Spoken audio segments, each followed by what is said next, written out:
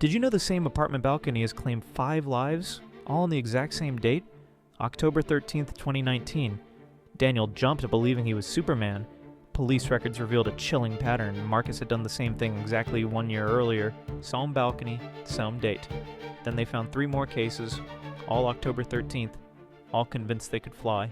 Each victim spent their final weeks drawing Superman symbols, talking to empty rooms, wearing blue under their clothes.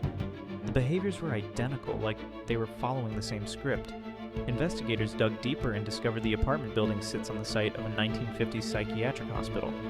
A patient had jumped from the roof on October 13, 1953, believing he could fly. Every year since the apartments were built, someone dies on that date. This October 13th is 3 days away. The new tenant, David, was seen yesterday wearing blue beneath his shirt. He started talking to his empty balcony at night.